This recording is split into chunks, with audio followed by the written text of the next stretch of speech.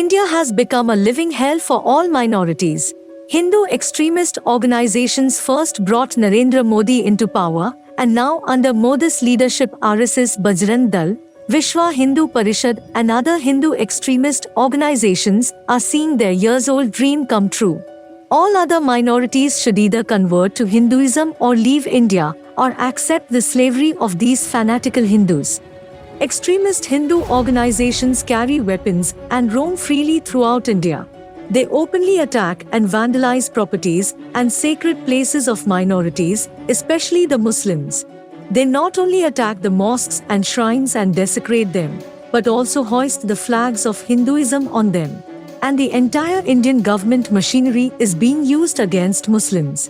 आपने ये देखा होगा कि गिरजाघरों पर लोगों ने जाकर भगवा झंडा लहराया। मशहूर सुनहरी बाग की मस्जिद है जो एक रास्ते पर बीच गोल चक्कर के बीच में है और जो हेरिटेज बिल्डिंग है, स्ट्रक्चर है, उसको तोड़ने की बात की जा रही है। तो काशी मथुरा बाकी है। यह नारा, इस नारे का मतलब यह है कि हम दूसरों के जो भी धर्म स्थल हैं, खासकर मुसलमानों के और ईसाइयों के, उनको हम जब चाहेंगे हम या तो बर्बाद करेंगे या निशाना बनाएंगे।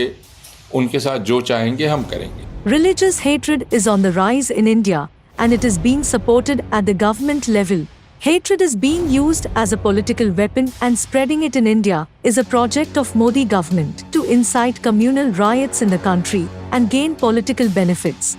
And pensioned media of India is also actively participating in this campaign.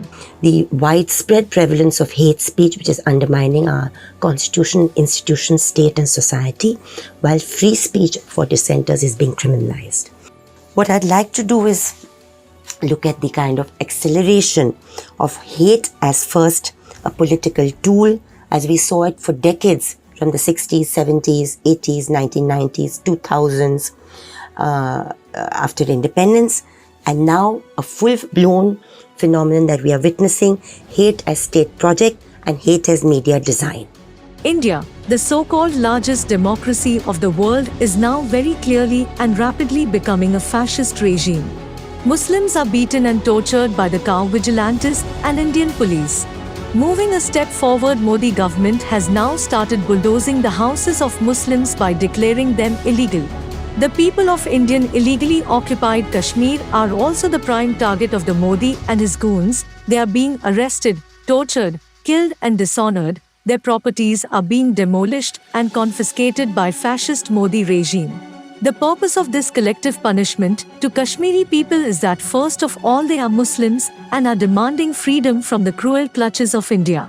The bulldozing of Muslim homes, it marks a moment in time where you're seeing a transition from a sort of fragile, flawed democracy, transitioning pretty openly, pretty brazenly into a criminal Hindu fascist enterprise. Earlier, Muslims were punished by vigilante mobs or by the police.